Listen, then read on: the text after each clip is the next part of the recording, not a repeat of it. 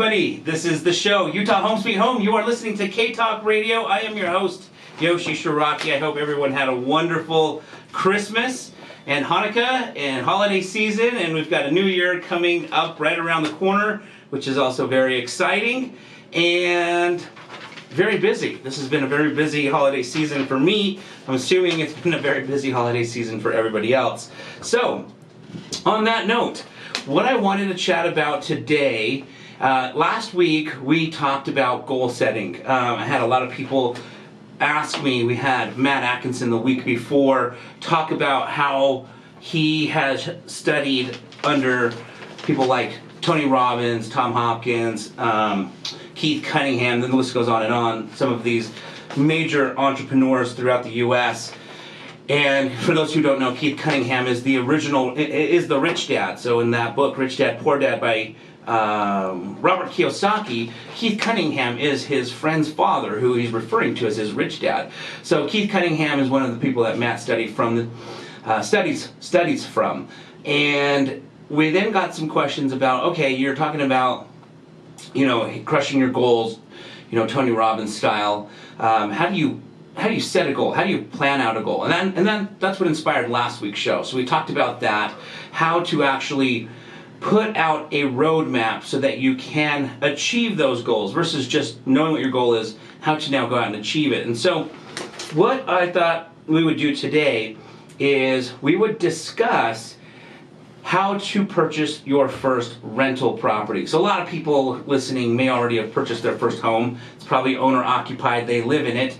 And now it's time to purchase a second home. Or for those who have not purchased a home yet, to consider purchasing your first rental property.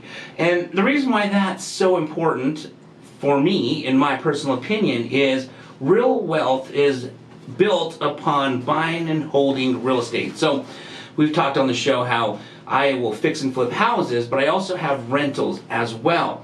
The fix and flipping is great to give you these chunks up front that you can, utilize however you want to utilize. But the rentals, holding property while somebody is paying your mortgage for you, or at least the majority of your mortgage for you, and basically paying for your property, and then the appreciation factor, and we're going to get into how much Utah has appreciated in 2019 here shortly. The combination of, one, appreciation over years, 10, 15, 20, 30 years, is going to develop you a lot of wealth. At that same time, somebody's paying down your mortgage payment, and so in about 15 to 30 years, on average, some people do it quicker, we'll talk about that a little bit as well. Some people do it quicker where now you have this home that has no mortgage, and it's free and clear, and it's now worth $300,000, $400,000, $500,000 due to the appreciation. And so you have a net asset that, hypothetically, you get a couple of these and now you're a millionaire, but you have this cash flow that comes in that also retires you. And depending on obviously how many rentals you have will dictate how nice of a retirement you'll have. But even if you just purchased one property, of course this is my personal opinion, even if you just purchase one property as your retirement plan and you don't do anything else, that is still better than the other opportunities that you'll have out there like Social Security when you go to retire, versus as far as having income coming in to help you through your retirement. So hopefully you don't have to work, or maybe work much, once you get to your retirement age. So if you have at least one property generating $2,000 to $3,000 a month, that's pretty good cash flow once that property is free and clear and has no mortgage, and you're keeping that $2,000 to $3,000 a month into your retirement. Now, of course, it'd be nicer if that $2,000 or $3,000 was maybe, let's say, $4,000 or $5,000 or $6,000 or $7,000. So we'll talk a little bit about that as well. So let me share with you some interesting facts that occurred during the year 2019, which makes me really excited for 2020. So I don't know, depending on what side of the fence you're on, some people will look at this as good news and some people will look at it as bad news. I think if you're a landlord, you're a real estate owner, it's good news. If you are still trying to buy your first home, maybe it's more on the lines of the bad news side. Depends on what side of the fence you're on. But here's what's interesting. Salt Lake City, this year in 2019, for the first time in history, made the top 25 list in America of unaffordable cities. So, Salt Lake City was number 25, so we are the last place as far as what's considered unaffordable in America. Now, why is that good and why is that bad? Well, it's bad if you're trying to buy your first home, because now Salt Lake is starting to become what's considered in the top 25 cities most unaffordable city to buy in. So if you haven't bought a house yet, it's just become a little bit trickier because we've become more expensive and now more unaffordable. Why is that good news? Well, if you're a landlord, if you're a real estate owner, the fact that it's now harder for people to buy real estate, what does that typically mean? They rent. So if you're a landlord, you're now going to have an easier time finding tenants to occupy your properties while they build your wealth, because now we're unaffordable because values are high. And as values appreciate and go up, values are going to only make you wealthier while somebody still pays your mortgage payment for you, creating the wealth for you. Which is why, again, this is why 2020 is so exciting, is we now need to, we're now in a position where we're becoming more unaffordable. We made the top 25. We are number 25, so at least we're not number one. Number one, I think, was like, I don't know, San Francisco, New York City, something like that. But you definitely now want to start considering a roadmap, a goal, a plan on buying Utah real estate. Because now is the time, while we're still somewhat affordable in that we're the 25th, we made the bottom of the list, we're the 25th most unaffordable, but at least we're at the bottom. We are in last place, which is, again, that's why this is a good thing, because it's still affordable even though we're now in the 25 unaffordable, which means you can buy real estate now still in an appreciating market, a desirable market, a market that's in the top 25 unaffordable. You're still able to purchase in this strong economy, in this strong market, because we are still the most affordable of the unaffordable, and now start to develop your wealth. Okay, here's another cool thing. Salt Lake City was also ranked the trendiest city in the nation that is still affordable. Okay, so there's going to be San Francisco, New York City. They're going to be more trendier of a city, but they are completely unaffordable. People that live in those cities typically are tenants.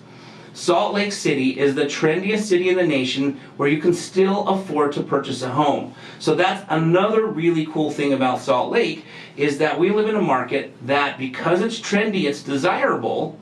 And if it's desirable, tenants are more likely, people are more likely to come to Utah, come to Salt Lake City, which again gives you the opportunity for a growing population to occupy your rental properties. Okay, now here is another crazy fact. This was put out by the University of Utah. The prediction over the next 20 years is Salt Lake County, okay, so just the county, not the city. Salt Lake County, every single year, will grow in population of the city of Taylorsville. So however many people live in Taylorsville right now, Salt Lake County will grow that many people next year, and the year before, and the year after, and the year after, and the year after. Why is that important? Well, the more people that live in this city, the more people that you'll have to be able to rent your property to. You know, there's some cities that don't have a growing population, especially, I should say, during the kind of crash that we just got out of in 2008, 9, 10. Cities like Detroit were actually losing population because the work wasn't there. They were moving out. If you were a landlord in Detroit, it was a really gloomy time, because now you were struggling to find tenants for your property because population was decreasing. Well, here in Salt Lake, our population in Salt Lake County is going to increase the amount of Taylorsville every single year, which is going to make finding good tenants easier and easier, which is also going to make the demand for housing higher and higher, which is also going to make most likely the prices go up. When there's a high demand for something, that usually means an increase in price. So again, it'll probably tribute to more of us working our way up the unaffordable list in America. So if we are working up that list, that just means more and more tenants, more and more people will be renting. Here's an interesting fact. Interesting thought. I was chatting with a buddy of mine who also invests in real estate, and we were just saying, how with the prices that Salt Lake is going up to, the prices, we just sold a house in the Glendale area that is worth $280,000. Little small, 1,200 square foot in the Glendale area, $280,000.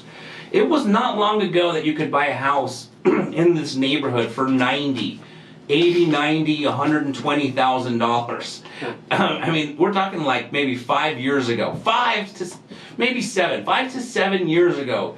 If you would have bought a bunch of houses in the Glendale area at around $90, $100, $120,000, today you could sell these for $250, $260, $270 depending on the condition.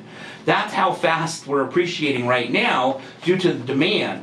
And again, with the population growth coming here to Salt Lake City due to a good economy, due to good jobs, it's definitely increasing not only just the values, but also the rents, which again, if you're a landlord, is a good thing because these people that are your tenants can't afford to buy because we're becoming unaffordable, and now there is a higher demand in rents, and because of that, your rent that you can charge will go up too, which again, if you're a landlord, that's why this is good for you, because now you're making more cash flow from month to month.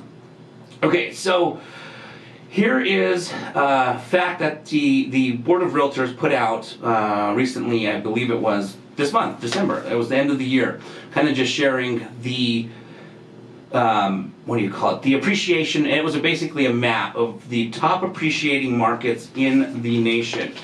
So, Utah, the state of Utah, is the second highest, fastest appreciating market in 2019 in the country.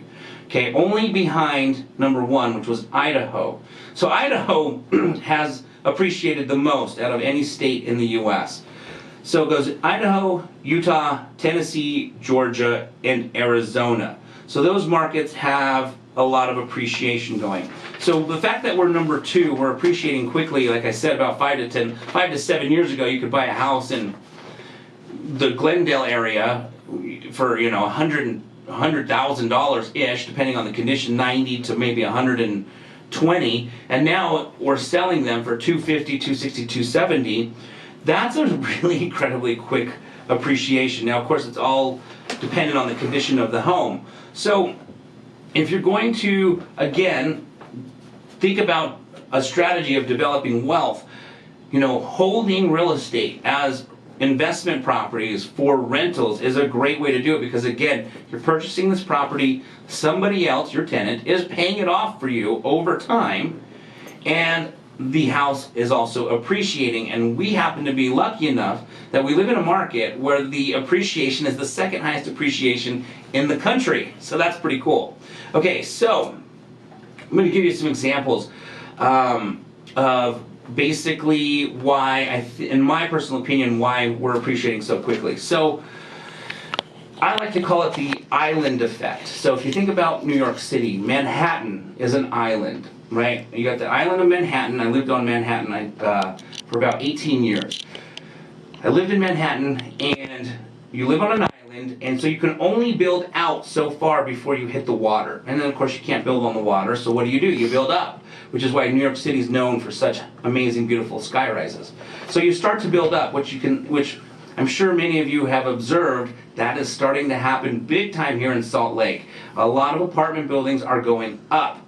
So we're seeing more and more up building due to the island effect. Now, Salt Lake is not surrounded by water. However, we are surrounded by mountains. We can only build as far east until we hit the Mill Creek, the Big Cottonwood Canyons, and we can only build as far west until we hit those mountains out west. So very similar to an island effect, where you only have limited land, you eventually will run out of it. Well, Salt Lake is pretty much out of land, which is now why you're seeing the prices go up, because the demand for homes is there, because the population is growing. The size, the Salt Lake County is growing the size of Taylorsville every single year. So the population's there, we have now built out as far east and as far west as we can.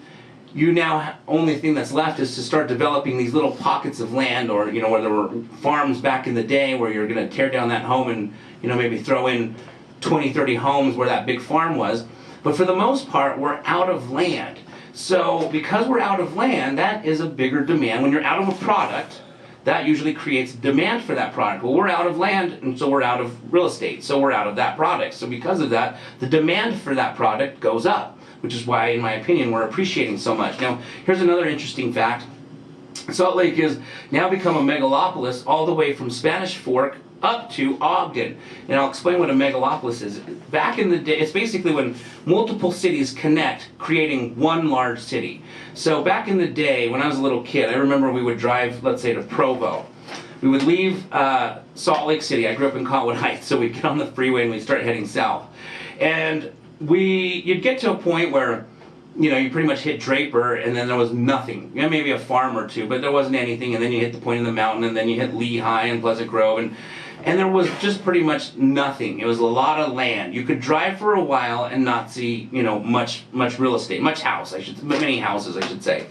Today, that's not possible. You can literally drive from Spanish Fork all the way up to Ogden, and it's completely developed all the way up. That's a megalopolis. There's quite a few megalopolises throughout the country where different cities have grown so big that actually are from state to state. I think, I can't think, I'm not even going to quote it because I can't remember, but there's one of the larger megalopolises in the United States was a southeast state where two cities have now grown, but each city was in a different state. I think one was in Georgia and one was in a neighboring state of Georgia, and those two cities, like Atlanta, I think was the one in Georgia. Atlanta's grown so big that it's now reached, as far as a megalopolis is concerned, the next state's largest city, which is growing population. So with companies like Goldman Sachs, Adobe, at the point of the mountain you see that big campus, Adobe, with these companies coming to Utah, making it their base. If I'm not mistaken, I read in an article several years ago, and this may have changed by now, but the third largest financial city behind New York City, Wall Street, Charlotte, North Carolina, is Salt Lake City, which is why Goldman Sachs has now made a hub here, a base here. And so a lot of these opportunities like eBay, Adobe, Goldman Sachs, when they open up shop here in Salt Lake, a lot of the jobs do go to locals that already live here, but a lot of these jobs also are transferring in different people from other cities, which again is contributing to the growth of Salt Lake. So, interestingly enough, I met with one of the larger apartment building developers here in Utah. Actually, a group of us met. We belong to a mastermind. I belong in a mastermind, real estate mastermind, with a bunch of developers and self-storage owners and strip mall owners and fix and flippers. There's an array of different types of real estate investors in this mastermind that I belong to. And we met with one of the largest apartment building developers here in Utah.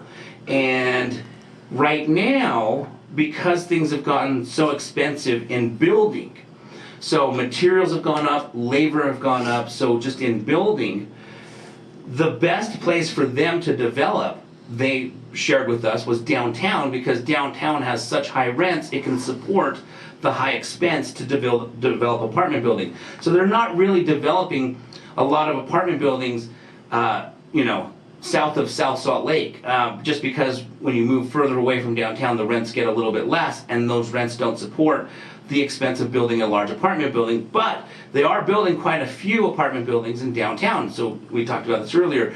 There's no room left, so you start to build up. So interestingly enough, what that kind of told me is, maybe downtown is a good place to consider purchasing more rentals, because the rental income that you'll get there is a little bit higher. So kind of just some fun things that I learned from that apartment developer here in Utah. Now, what I wanted to chat with you guys basically is a strategy called the BRRRR strategy, which means you're going to buy, you're going to rehab, you're going to rent, and then you're going to refinance. And I'm going to explain that strategy. But this strategy is possibly arguably the best way to develop a rental portfolio. And we're going to break down the buy, rehab, rent, refi strategy here shortly once we come back from the commercial break. But you're going to want to definitely have a pen and paper handy, because I'm going to go through what the BRRRR strategy is, how you're able to leverage less money to buy more real estate so that you can build your portfolio bigger, quicker. All right, so on that note, we're going to cut to commercial.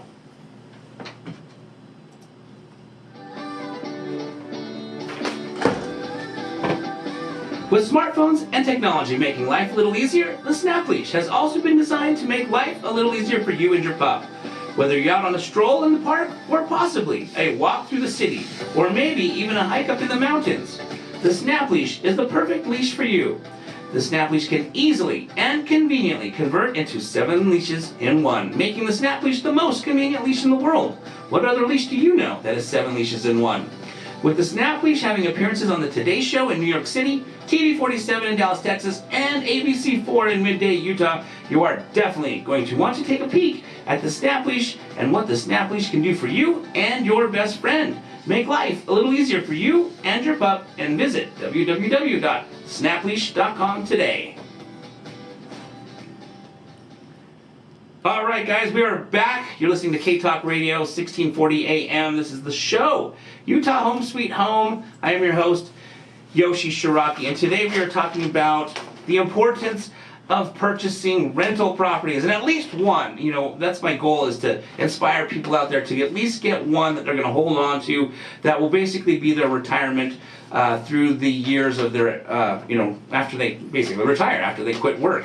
And we're going to go diving into now what's called the BRRRR strategy. It's a strategy that I learned possibly 13, 14 years ago from a mentor of mine, where you're going to go out, you're going to buy a property that needs work, you're going to then rehab that property because it needs work, then you're going to turn around and rent that property and then refinance out of the original loan that you used to purchase that property, which is what we call typically a hard money loan. Okay, so listen and pay attention, because this is going to get confusing if you're not listening. So the traditional method that most people have purchased rental properties, they save up a down payment, and then they go out, they got a good job, they got a good savings, and they go out and put a down payment on a property, and then they basically turn around and rent it. So here's an example of how the traditional method kind of works for people that are not implementing the BRRRR strategy.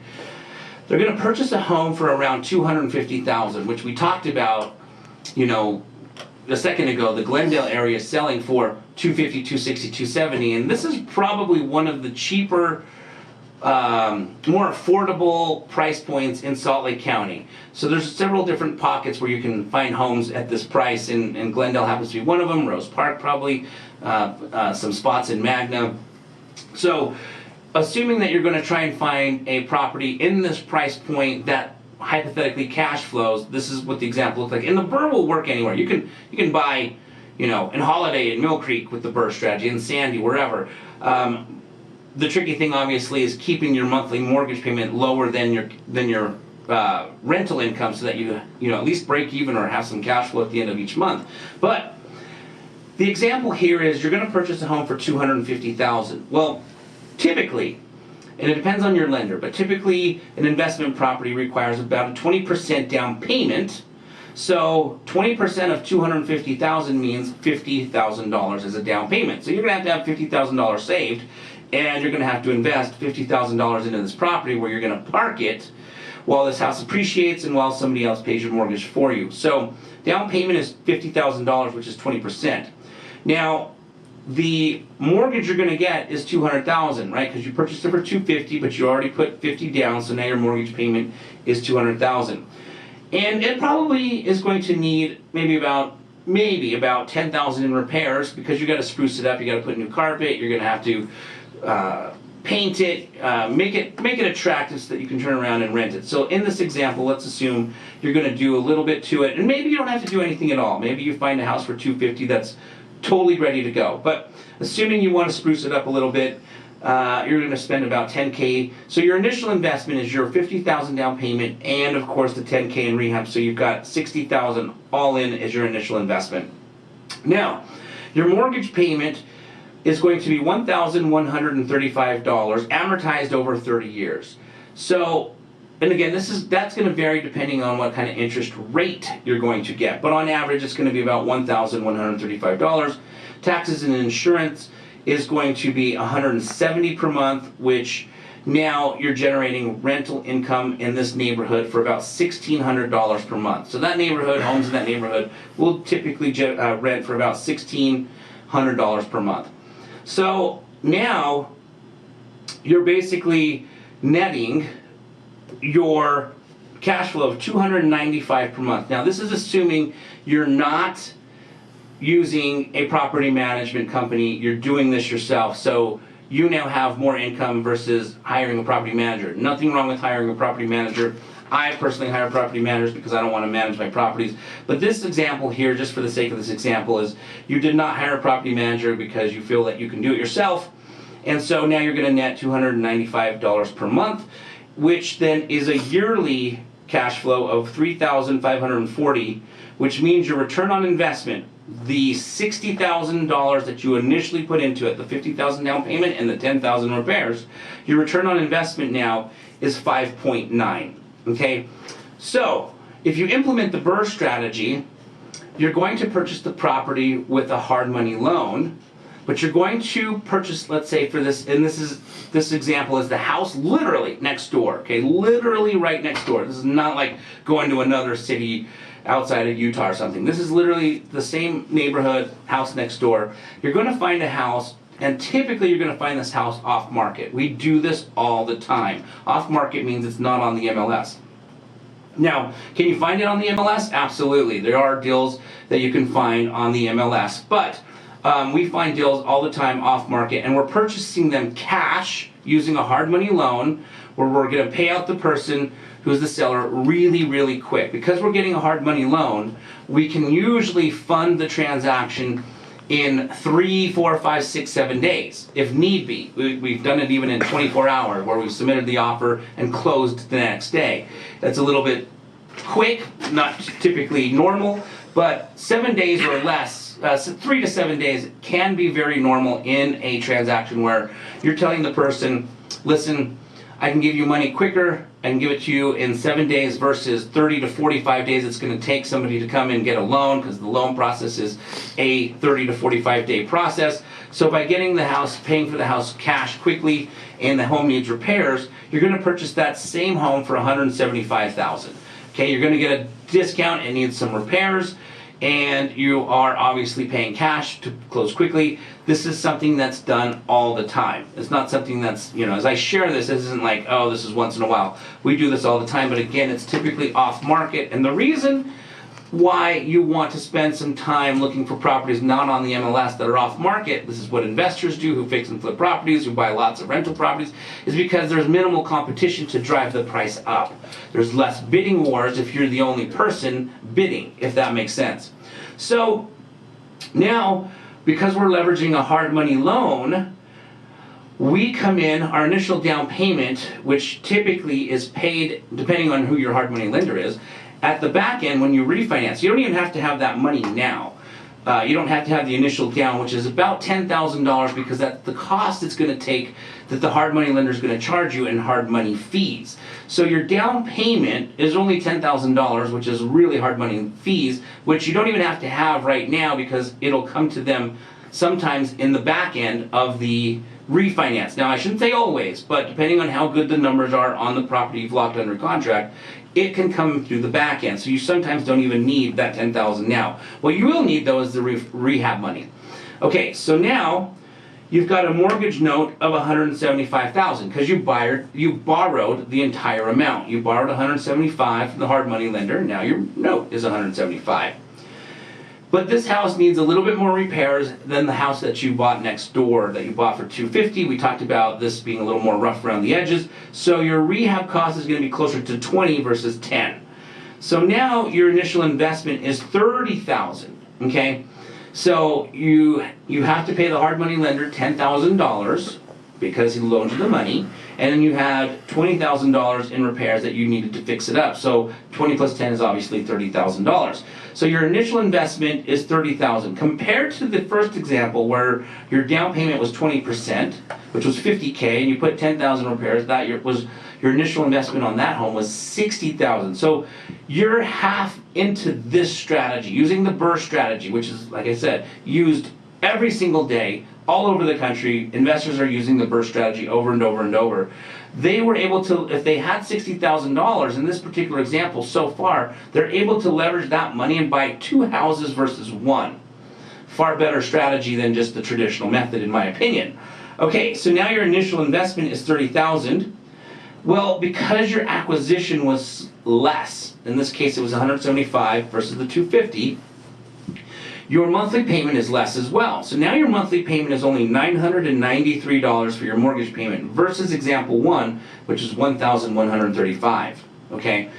Now taxes and insurance are the same, it's $170, and the rent's the same, it's $1,600. But because your monthly mortgage is less, you're now netting, again, assuming you're not using a property manager, $437 per month of cash flow, which now annually, every year, you're generating $5,244 per year, which your return on investment is now 17.48% ROI versus the first example at 5.9. Okay, so your return on investment is 17%. I mean, that's great return on your money. So by implementing the BRRRR strategy, you're able to leverage the money that you do have. And in this example, this investor had $60,000. In example 1, they were only able to buy 1 house. In an example 2, with that same $60,000, they were able to buy 2, which is why you hear these investors have so many rental properties. Their portfolio is so large is because they're implementing strategies like the BRRRR, where they can leverage the same amount of money and take it further by utilizing different strategies like the hard money loan. So, what does this mean to you? Well, that means now, if you're going to start to implement the BRRRR strategy, there's a couple of things that you're going to need to get access to. And one is a hard money lender. We've had three off the top of my head, 3 hard money lenders on this show, on previous shows. If you want to go back, you can go to our YouTube channel. If you go to YouTube and search Utah Home Sweet Home, that's the name of our channel, you'll see our logo, click on it, and we've got all our shows recorded there. There was a gentleman by the name of Matt Atkinson, Matt Strong, and Joel Stice. Off the top of my head, there may have been more. Actually, Jeff Brailio does it as well. So we've had about 4 hard money lenders on our show. So if you're looking to basically start to find different opportunities as far as the lending world, you can go back to our show and, probably Matt Atkinson and Matt Strong would probably be the 2 best that you could start with, who've already been on our show. Go listen to those shows. These gentlemen are hard money lenders that basically do this exact strategy. They're loaning that $175,000 initial investment so that you can turn around and refinance out. So the first thing you need to do is find, obviously, that hard money lender. The second thing you need to do is basically find the property, right? Because if you find the property but you still don't know how to get a hard money loan, not that you couldn't figure that out, you could always, my contact is on those videos. You could always give me a ring and I could put you in the direction of the right person.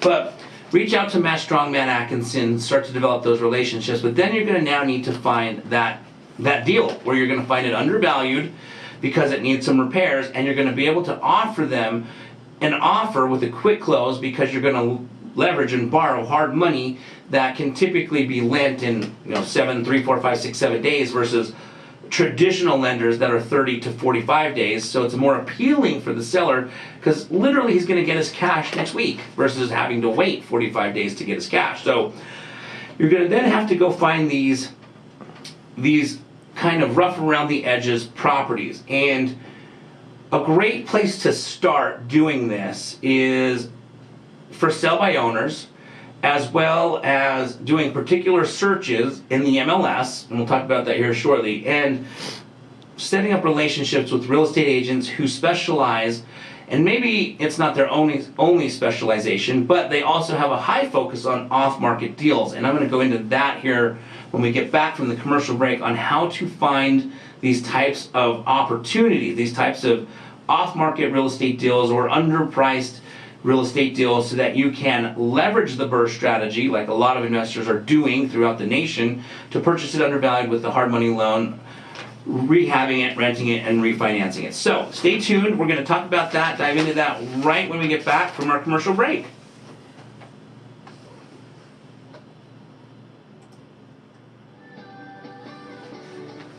Hi, I'm Yoshi Shiraki, the author of the book, My Body's Just For Me, the book written for children to educate children on the prevention of child abuse.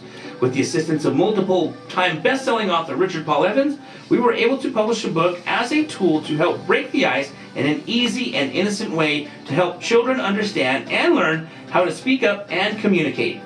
I have been invited numerous times onto Good Things Utah to discuss the importance of good communication with your child in regards to abuse, and also to discuss how the book, My Body's Just For Me, is a great tool for every parent when having that tricky conversation with their children.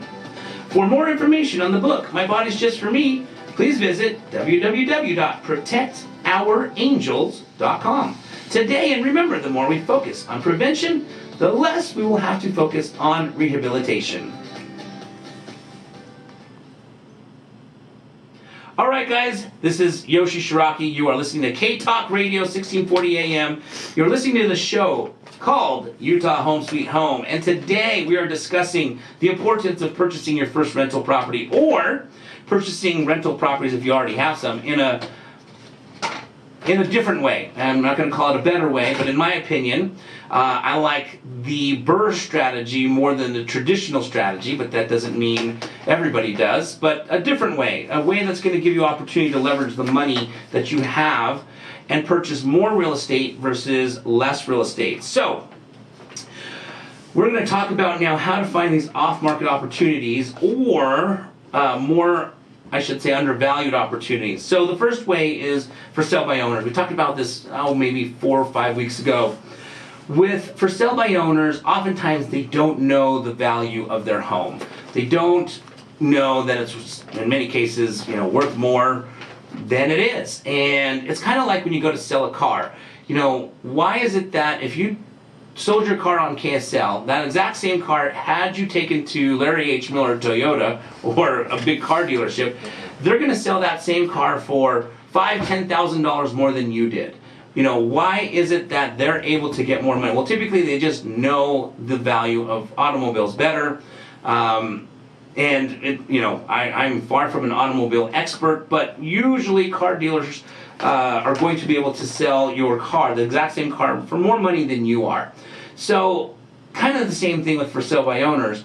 I'm not saying every single for sale by owner doesn't get exactly what their house is worth, but there are a lot that don't.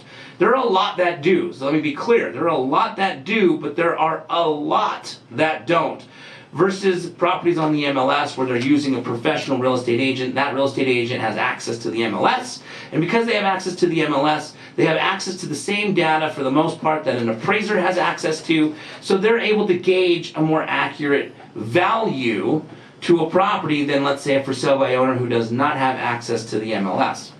So a lot of investors will go and shop for sale by owners because, quite frankly, we get a good deal there a lot of times. Not every time, but a lot of times we get good deals with for sale by owners because they don't know the value of their home, and oftentimes it is listed, they're selling it for less than what it's worth. And without a real estate agent, for sale by owners, don't have as much experience in negotiating. So there are a lot of investors out there who like negotiating with for sale by owners versus a real estate agent, because their for sale by owner is usually a little bit easier to negotiate with than another real estate agent, because the real estate agent is a real estate professional who has probably got some experience in negotiating. It's kind of like going to the car dealership again. When I go to the car dealership, I'm probably not the best person to negotiate with that car dealer because I don't know cars very well. So for sale by owners, kind of the same thing. They don't know houses very well, so they typically don't negotiate too good on their behalf. And again, that's not everybody, but that's why a lot of investors will go seek out for sale by owners, because there's good opportunity to find underpriced real estate there.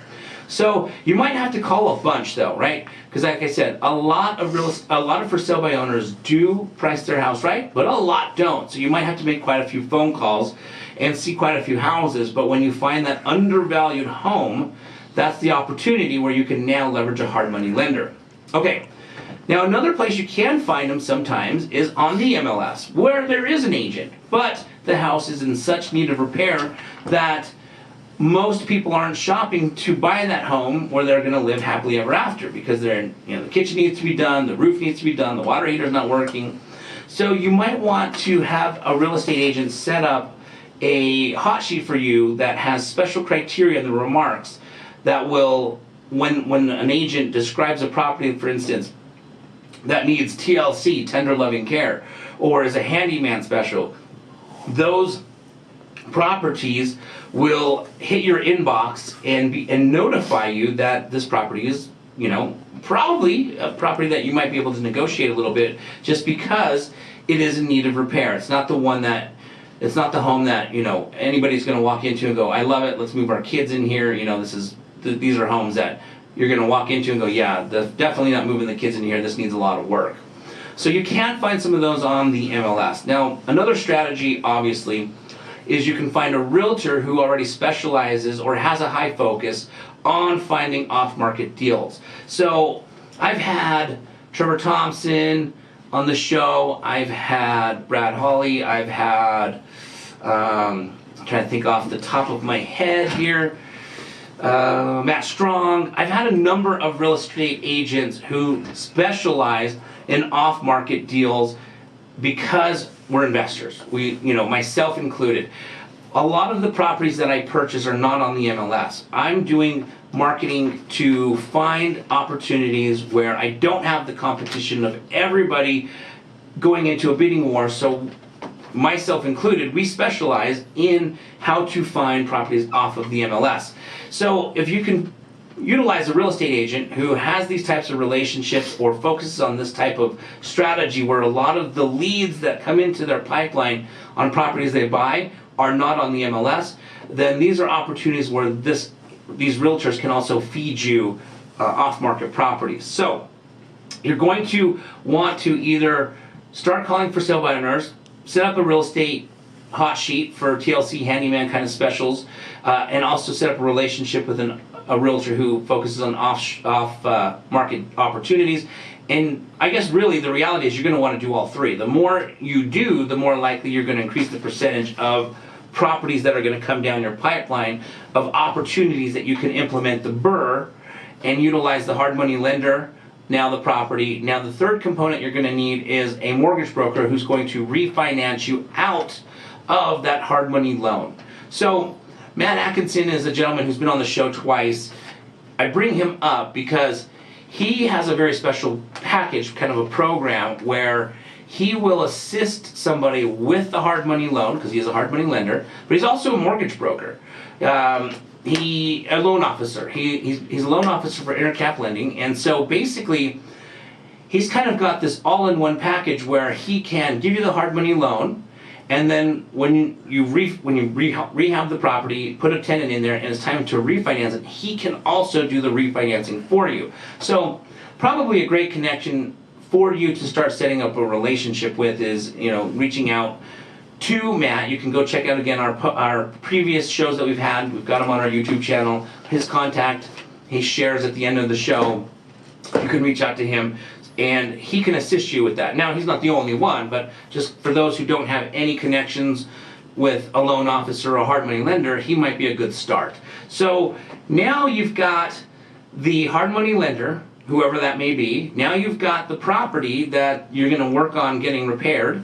And now you've got somebody who can refinance you out of that hard money loan so that you can turn around and rent this sucker to a tenant who's going to basically pay down your mortgage for you over the next 30 years. Now, couple tips here is it's a good idea to hold rental properties for about 10 years if you are considering rolling up. Rolling up meaning, let's say you're going to start off by buying a single family house because that's what your budget allows. But you know that you eventually want to buy a duplex or a fourplex, or triplex, whatever. So oftentimes 10 years is a good number to hold on to a property before you start to roll up. And there's several reasons for that. One, 10 years, there's usually quite a bit of equity in the home now that you can take that equity when you sell the home and put a bigger down payment on a fourplex. Let's just say we're going to roll up to a fourplex. There's also, your mortgage payment has been paid down over the last 10 years by your tenant. So now there's even more equity. So you have the appreciation equity and just the equity from paying down your mortgage. So now you've got all this equity to roll up into something bigger.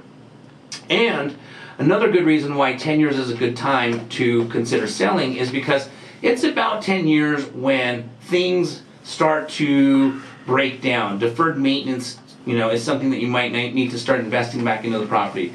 Plumbing, electrical's dated.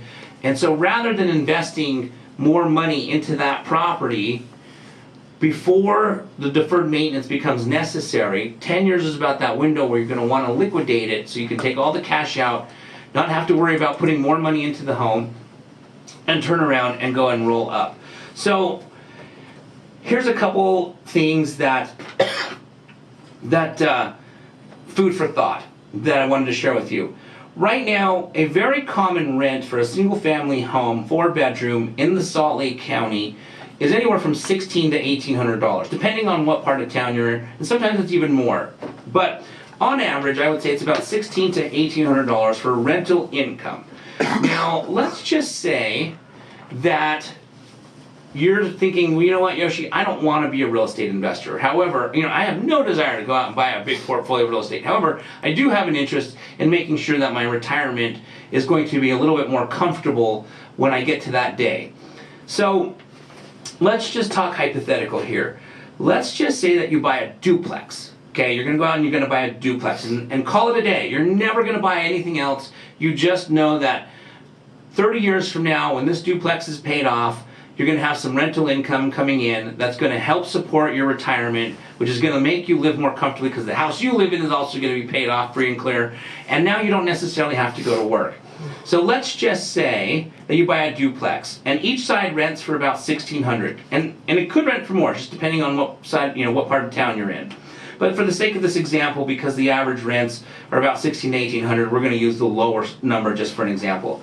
So 30 years, if it takes you 30 years, you might do it quicker, you might do it in 15 years. But when that duplex is free and clear, you're going to have $3,200 generated of cash flow every month. Now again, this is a really basic example. If you're going to hire a property manager, sure, you're going to have to pay them. If there's a leaky roof, yeah, you're going to have some deferred maintenance, and of course you've got taxes. And so this is just a cut and dry, very basic example. There could be a lot more expenses depending on a good month, a bad month of leaky faucets, broken windows, leaky roofs, all that good stuff. But for the most part, if you've got a duplex free and clear at $1,600, it's going to generate about $3,200 a month in cash flow. Now, I did a small little survey amongst my SOI, my sphere of influence, people that I know, on what the average basic monthly expense was for their family. And it was anywhere from $4,000 to $6,000. By the time they paid their mortgage payments, their car payments, put food on the table, and other necessities that you would have each month, depending on the family, they were spending as little as $4,000 to as much as $6,000 on average. Sure, there were some that were spending way more. They have a more lavish lifestyle. But on average, $4,000 to $6,000. Now think about for a second where you are. Where are you on that chain of monthly expense? Let's just say that it's about $5,000 for the sake of this example. Well, now if you bought a triplex, or 3 houses, however you want to work it out, but now you have a triplex, and they're all generating $1,600 per unit. Okay, 30 years from now, or 15 years, however quickly you pay it off. And again, these are numbers today, so likelihood these rent numbers are going to be higher 15, 30 years from now. But when it's all paid off, at $1,600 a month, you're going to have $4,800 of rental cash flow. Now, for most of the people that I did my little survey on my SOI, that would retire them. They're now considered financially free. Financial freedom is when your monthly income supersedes your expenses. So if you didn't go to work and you stayed in bed the entire month, the money that comes in from your investments is larger than your expenses that goes out every month. But let's take this one step further and say you bought a fourplex, because that's my favorite residential investment that you can buy.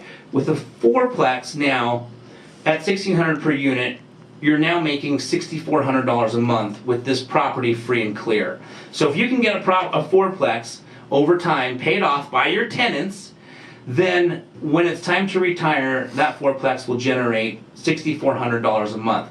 And if that's all you bought, you're not going to go out there, you're not trying to, you don't love real estate, you're not going to go out there and make this a living, you don't care to go out there and build a huge portfolio, but you bought one fourplex for the rest of your life, and that's all you bought, and when that thing is free and clear, your retirement's going to be that much more comfortable, your wealth is going to be higher than just having a savings account that you're going to, a retirement savings account that you're going to live off of, because now this asset's appreciating at the same time generating income.